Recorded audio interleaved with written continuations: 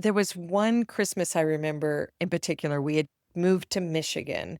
Our families lived in Indiana and Illinois, and we wanted our kids to be around family during the holidays. We decided to drive through the night so the girls would sleep. That was the same night that our Sunday school class was celebrating Christmas together. They had rented a trolley that was going to drive around looking at lights, and they were singing Christmas carols and had hot chocolate on the trolley. They knew we were heading out of town that night. They stopped by and wished us a Merry Christmas. It was so hard to leave that fun and that celebration with the family we were developing there in Michigan. But we did it. We got in the car, we drove all night. It wasn't a bad Christmas. Everybody was glad to see everybody else, but we did have to visit 3 different families in the short amount of time that we were there. It was crazy. It was exhausting, and we were trying to make everybody happy. Unfortunately, I did not have the wise counsel of the woman that I am so excited to share with you today, Lori Wildenberg, who has written 7, count them, 7 parenting books. Here's a couple of her titles: The Messy Life of Parenting, Powerful and Practical Ways to Strengthen Family Connections; Messy Journey, How Grace and Truth Offer the Prodigal a Way Home; Messy Hope. Can you tell? Life as a parent is kind of messy. Messy Hope is about helping your child overcome anxiety, depression, or suicidal ideation.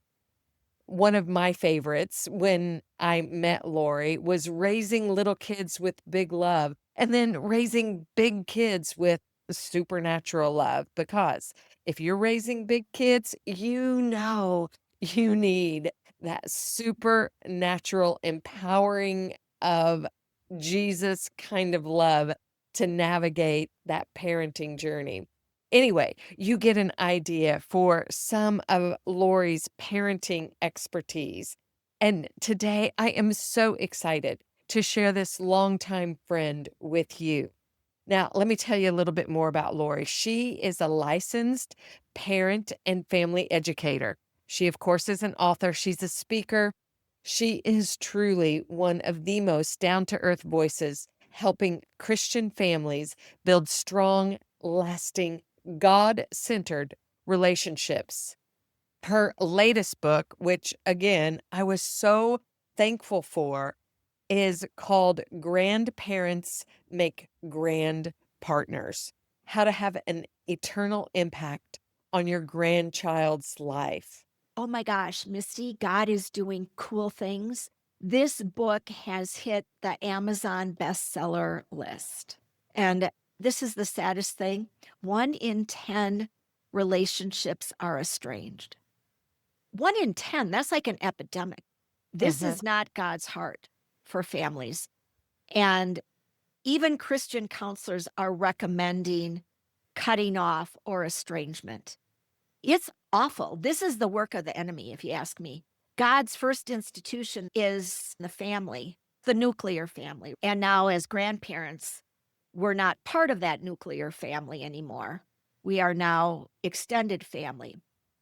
But family is critical in raising kids. And um, gosh, kids need up to 4 to 6 adults in their life to positively impact them regarding faith, morals, and values. And grandparents are the perfect ones because who's going to love those kids in the same way? So we got to fix this, right? You're on a mission. I am on a You mission. are on a God-given mission. Yeah. Watch out. Now, let me tell you a little bit more about this amazing woman that's sitting across the Zoom room from me. She is married to her college sweetheart, Tom.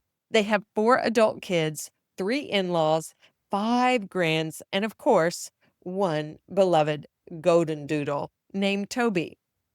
Lori lives in the foothills of the Rockies. She hikes whenever she can and truly walks out the message that she teaches and writes about, building connection that lasts a lifetime and beyond. Now, because we're heading into the holiday season, Lori and I want to talk about something that sits close to every mama's heart. How do you build and protect healthy family relationships with your parents, your in laws, maybe with your adult kids, their spouses, possibly even your spouse's children and extended family? Now, that's a lot of family dynamics right there. In the past few episodes, I have shared on wisdom for families, building with wisdom, and what that looks like to honor one another as we build godly homes on the wisdom of God and not the world. Today, Lori and I, we're going to take that conversation and dive a little deeper. Hey there, marvelous mom. Welcome back to Mom2Mom Mentoring. And if this is your first time, welcome. I am so glad you're here.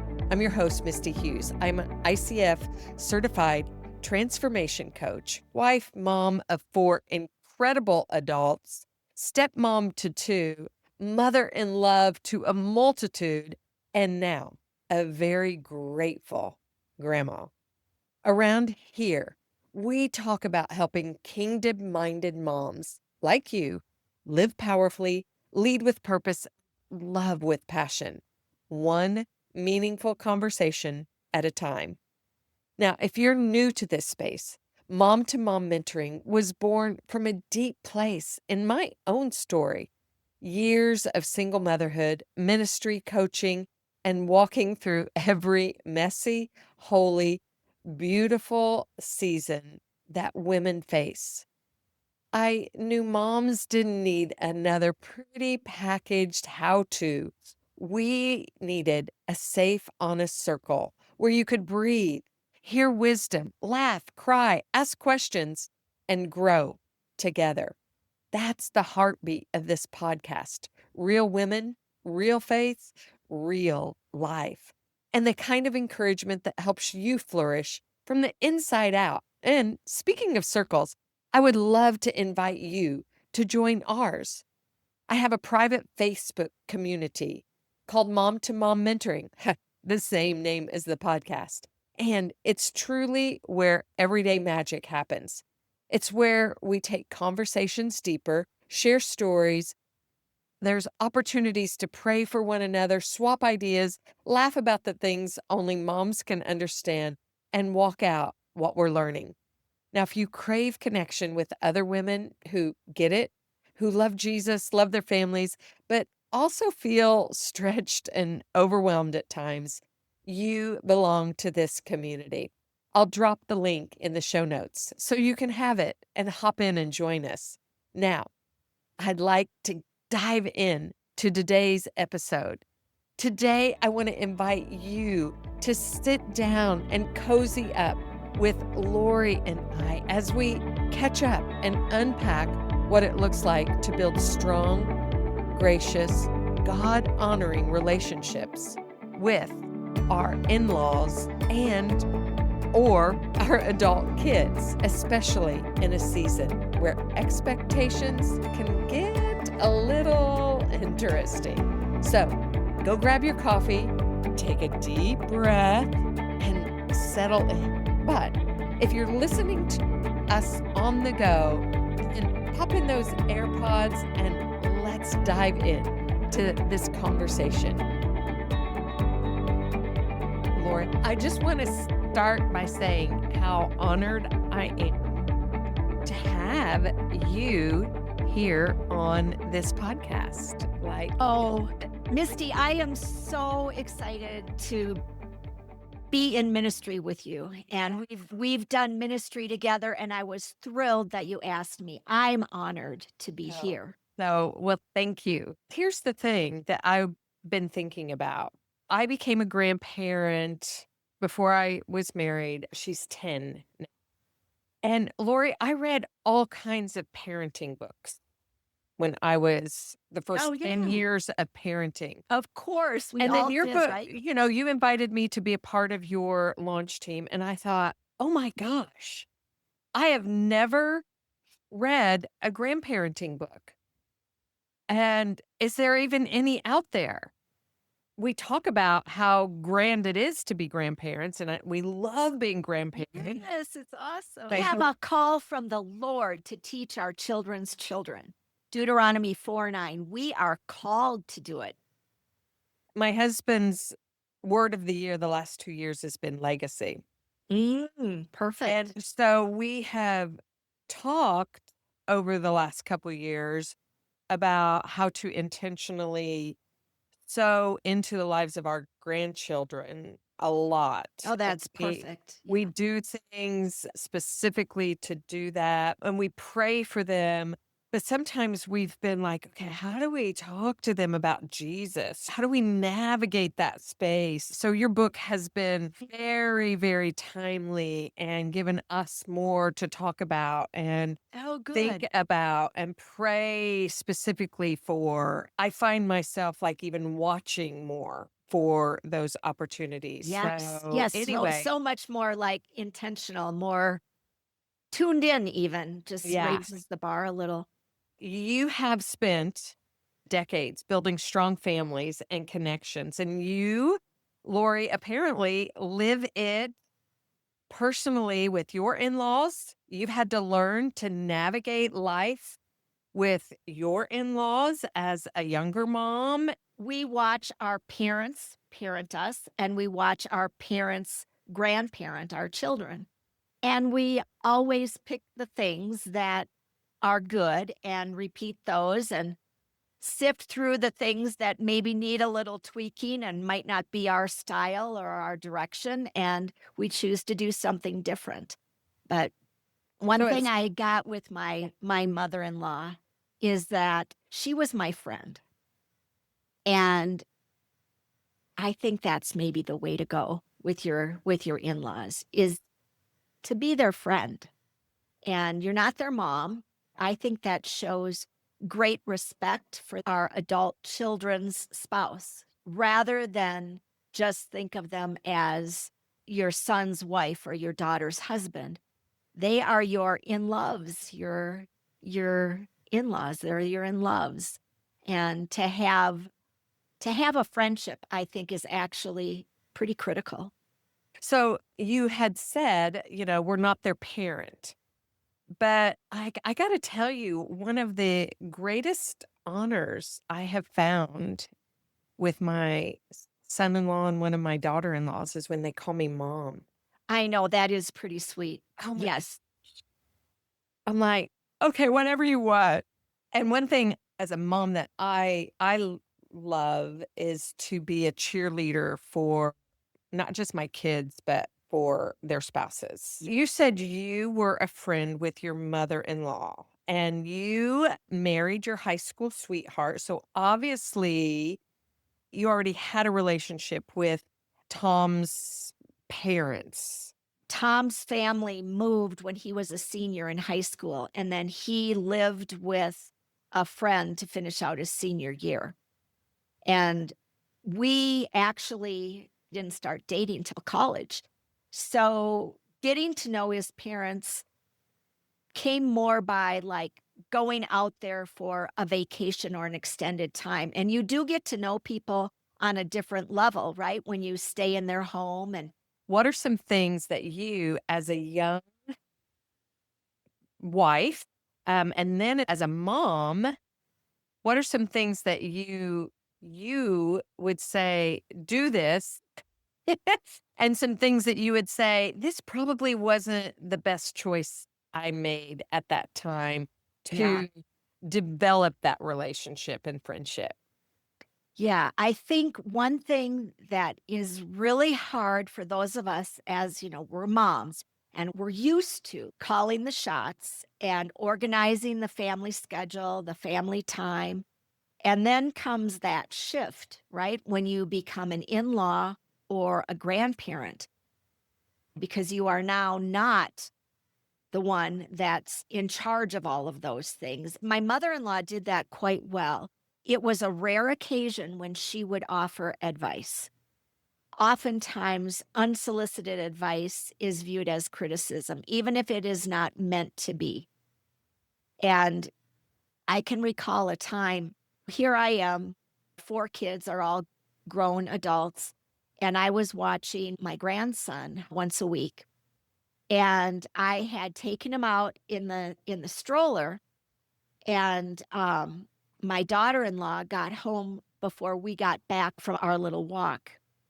And she completely panicked. She's new mama panicking, right? I came back with my grandson and she was just fit to be tied. And rather than me having empathy for her situation, I said, "Well, why didn't you look at it like you got a couple extra minutes? You could go change your clothes and, he's safe. He's with me. All is well." I totally dismissed her new mama worry. And my mother-in-law did not do that to me. We adopted our oldest, and when we adopted her, she was very sick. She was born in Colombia, and a lot of kids in third world countries die from this. Then it was a few months later, we were with my mother-in-law and some of Tom's other family for Thanksgiving after having Courtney, and she got a fever. Well, I was new mama crazy, right? I'm thinking she's gonna die, right? Now, my mother-in-law had also raised 4 children, and we were staying at Tom's aunt's house, who was a pediatric nurse, okay? So but there was no talking me out of it. We had to leave because I was so scared that she was gonna die, and we needed to get home to see her doctor. Well, of course, logically, that didn't make any sense, but they were wise enough to not say anything. I did not offer that same grace to my daughter-in-law, and I wish that I had. I wish that I had taken the lesson that my mother-in-law and Tom's aunt really taught me and applied it to the situation rather than dismissing her fear. I bet you learned, and that's wisdom, right? When we look back and we learn. I've been talking about wisdom a lot on this podcast lately. And so for young moms, especially during the holidays, they're going to be stepping in to all kinds of dynamics. And what are wise ways that moms can navigate all the extended family, the in-law dynamics during the holiday season? What can they do, Oh, Lori? Help gosh. them. The million-dollar question, right? Yes. Isn't that, and it's so hard, especially if you have both sets of in-laws in your hometown. I think actually stating we've got both sets here, and we'd like if you could be flexible with how we do Christmas and stating the expectation of, I'm hoping we can come up with something that works for everyone where there's some flexibility involved. I think you've got to say it. Mm. And to be creative. Hopefully the grandparents are able to be flexible, but I think from the parents' perspective, if they can actually speak the expectation, hopefully the parents or the grandparents can be flexible and getting ahead of the curve. Like, we've got Christmas coming up.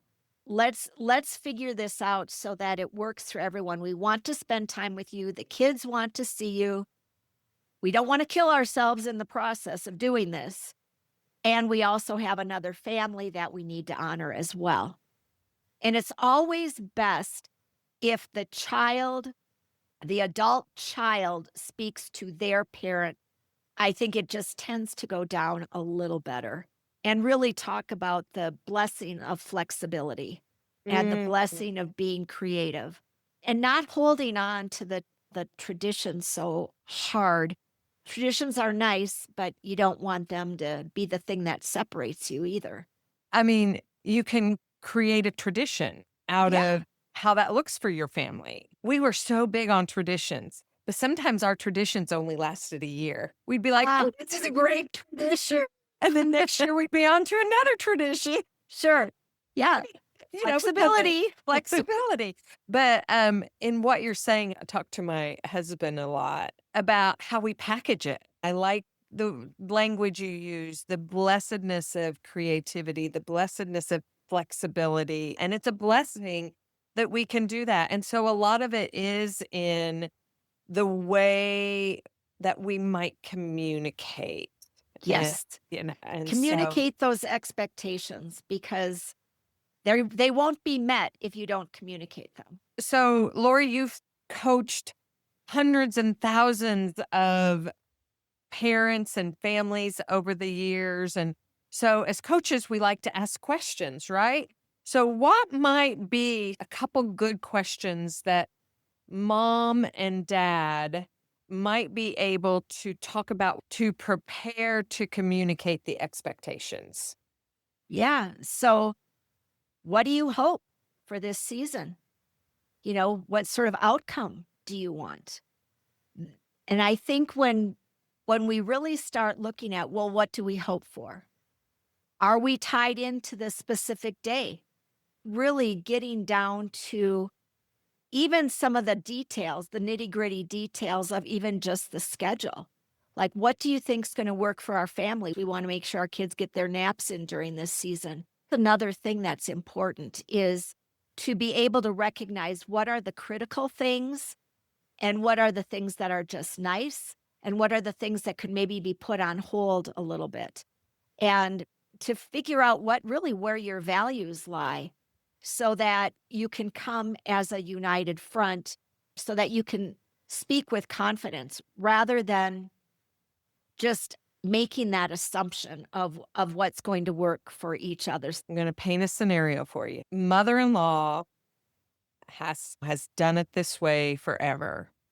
Not willing to bend the slightest. Do you go with a resentful heart, or do you just say, "We're just not doing it"?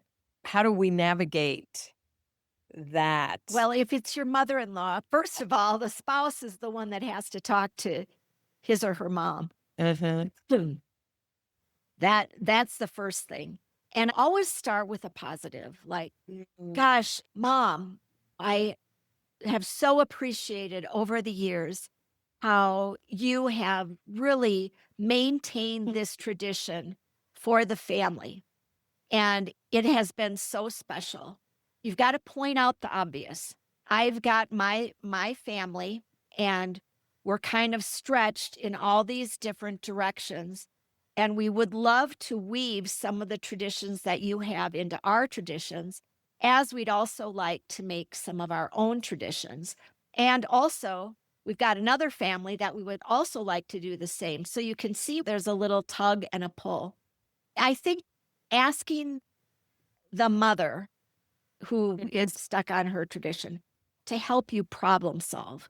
Oh. I think that is a really good way to go. But always start with the positives. Like, this was so wonderful versus we can't deal with this. How can we weave this all together so that it feels satisfying for everyone and works for our family as well?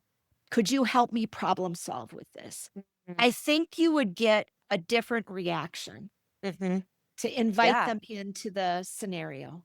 Yeah. Feels different to me. Totally. Right? Yeah. Yeah. You have some grandbabies and you have son-in-law, daughter-in-law, some that are near and some that are far. So, what do your kids do well to help keep you and your husband involved in the lives of your grandkids? Oh, I love that.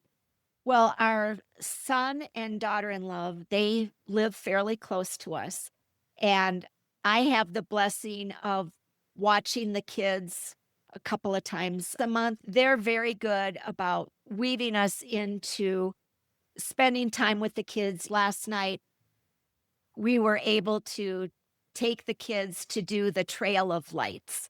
And we had the best time and we bought these great big huge giant cookies and they let us know when there's a program at the school or even just impromptu, hey, let's get together for dinner.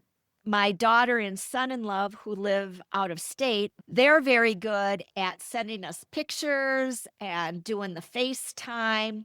And then when we are with them, it's that good concentrated time. They basically let us do whatever we want with the kids, which is great. In fact, when my daughter was having baby number 3, and I went out there to be with the older 2, we went to Krispy Kreme donuts all the time, and we were like the regulars. My daughter could have said, "They've had enough donuts." But because we're not there every day, she kind of just is like, "Whatever, mom, whatever you wanna do." So, there's a lot of flexibility when we are there to do things. Each family, and I'm sure you know this too, Misty, handles things differently. Like, one family is way more comfortable with getting things scheduled on the calendar, and another family, they're open to late breaking information. Each family is different, and I think it is up to the grandparent or the in-law to respond to what is comfortable for each family. I think that is up to us, and we need to recognize it and honor that and be respectful of it. Yeah. So that's good. We have 6. One thing that we do when they get a certain age, we start, and that age is 8, we start taking them for a long weekend by Oh, themselves fun. somewhere. And so it's kind of complicated because now we have 2 8-year-olds that live in Vermont and we're in the Midwest. And then the other one lives in Houston, Texas. None of our grandkids live close to us. Hey.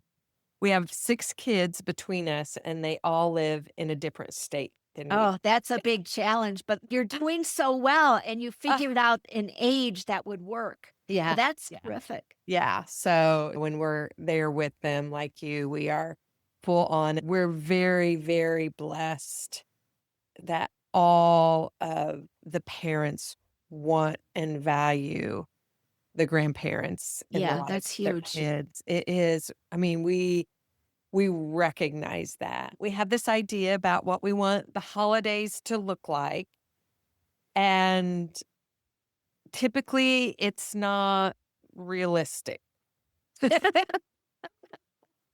How can a mom even navigate her own expectations and desires during the Oh, holidays?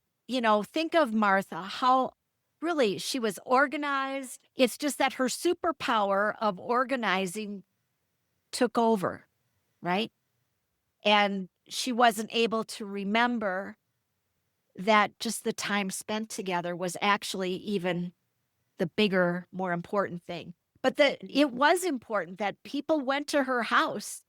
Jesus and the disciples, they went there because they were great hosts. They took care of things and of needs, and that was because Martha got things going. So a lot was because they felt welcome there. Because of, I think sometimes we got to remember the reason for it as we are making our plans. And planning helps. It totally Uh-huh. helps. And it makes Yeah. people feel like loved and welcomed. That's huge.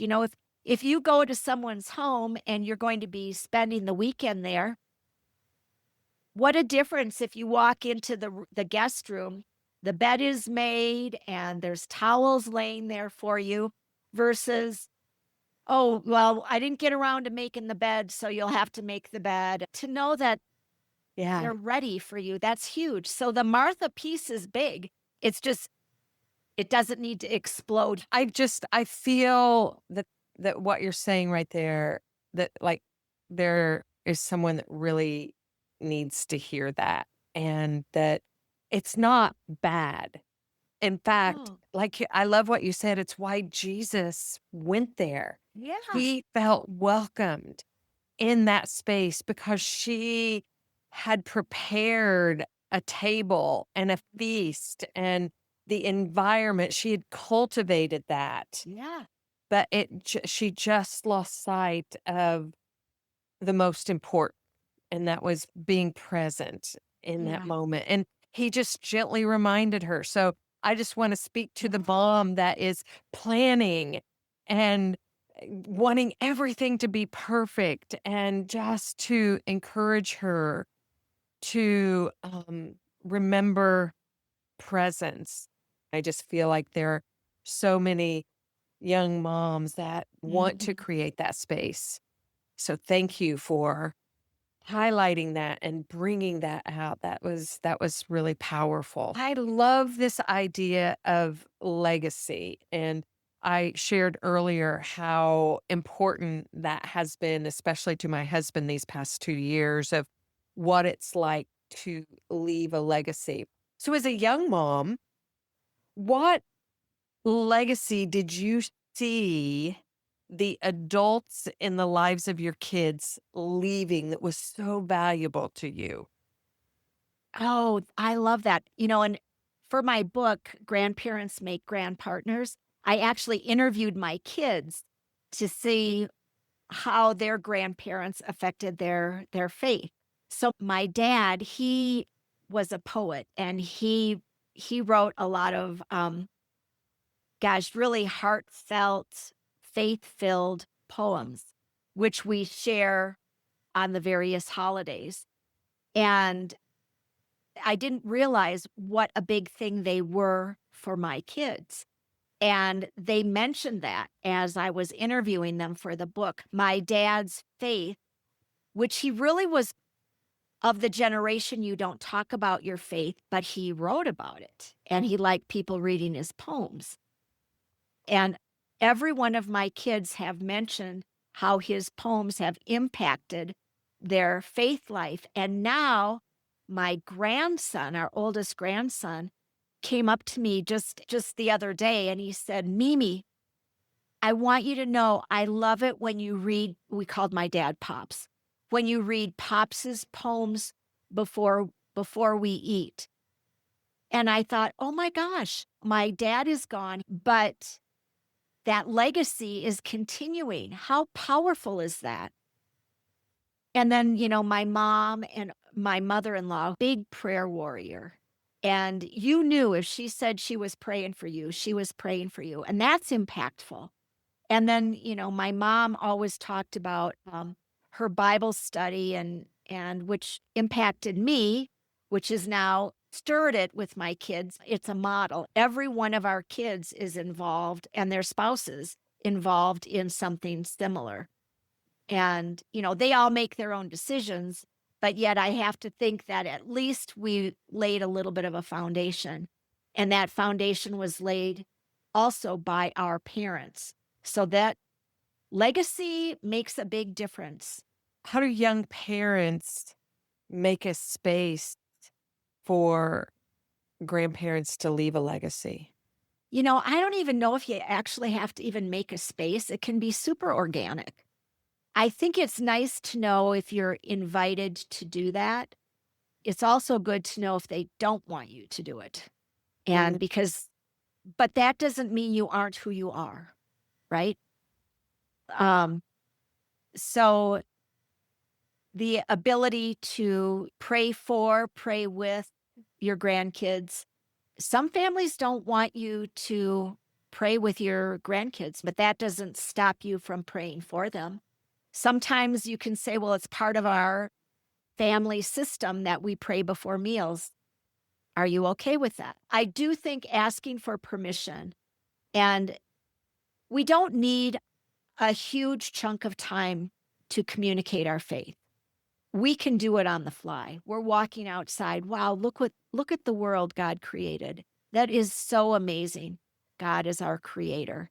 And he could have made things in black and white, but look, he chose to make it in all these beautiful, vivid colors. cool. You continue to be who you are, but be respectful of the parents so that you are still able to enter in to your grandkids' lives. So keep sowing seeds, Yeah. right? So, okay, so Lori, what is one thing that we can share with moms to help them in some way, shape, or form? I would say remember God's grace Mm, because we always we're going to mess up. mm, And just to have that humility and the grace, if you can have humility and grace with yourself, then you're more likely to be able to extend it to others.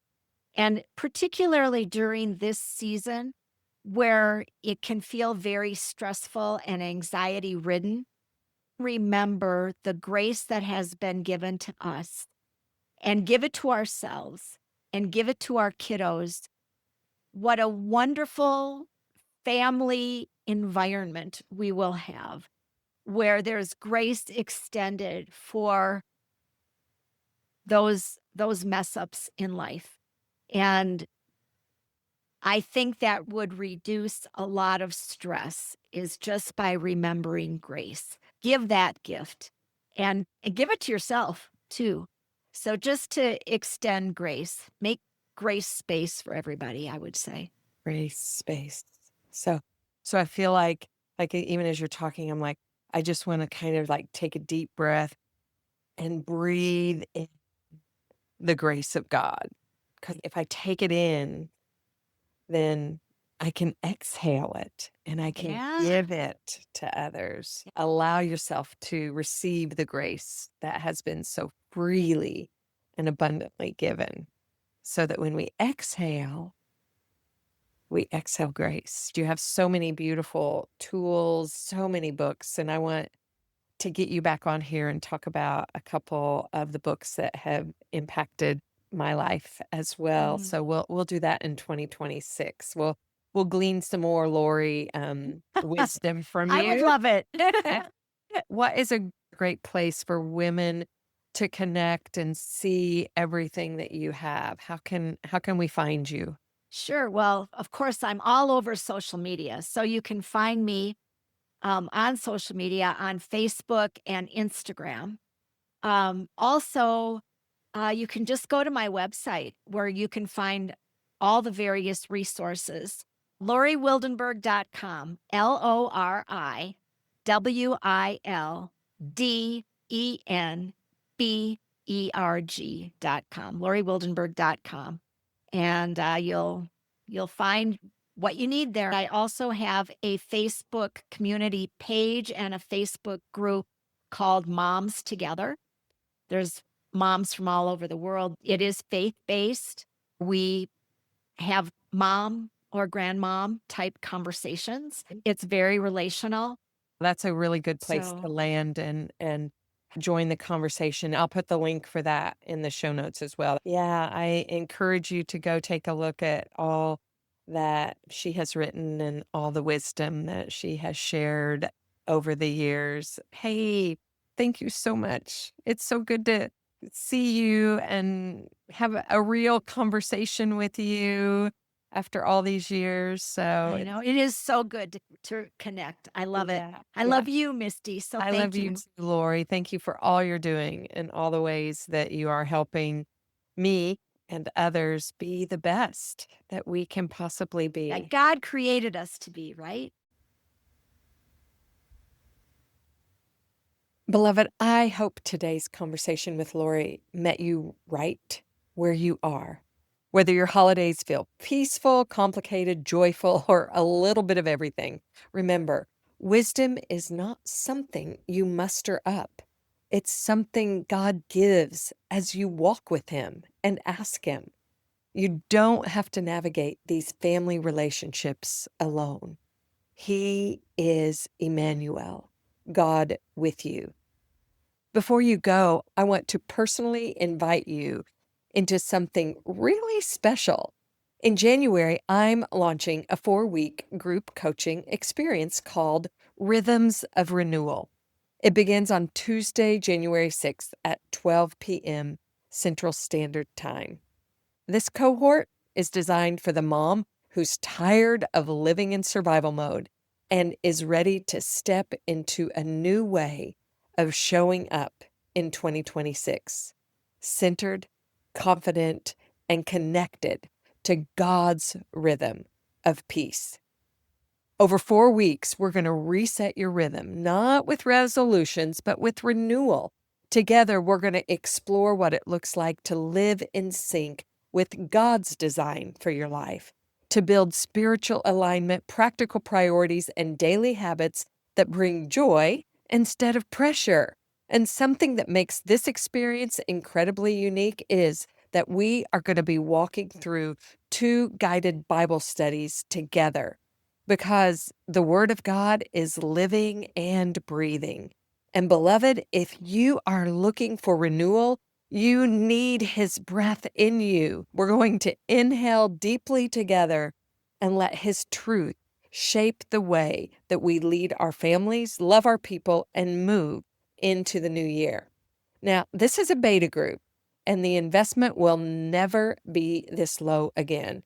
Because you're saying yes to your own transformation, you will be the first to receive a special discount when I launch my new high-level coaching experience this spring. It will be my most comprehensive, life-shaping offer yet. But more than anything, I want you to feel connection, the belonging, and the support that comes when women gather and grow together. If this episode stirred anything in you, a desire for healthier rhythms, stronger relationships, more peace in your home, then Mama, this cohort was created with you in mind. You can find all the details in the show notes, and I would love to walk with you in January. Now, as we close, I want to speak this over you. It's from Matthew 5 in the Message. You're here to be light, bringing out the God colors in the world. God is not a secret to be kept. We're going public with this, as public as a city on a hill. If I make you light bearers, you don't think I'm going to hide you under a bucket, do you? I'm putting you on a light stand. Now that I've put you there on a hilltop, on a light stand, shine. Keep open house. Be generous with your lives. By opening up to others, you'll prompt people to open up with God, this generous Father in heaven. So remember, Mama, when you shine, you give others permission to shine too. Now, go and shine bright this holiday season.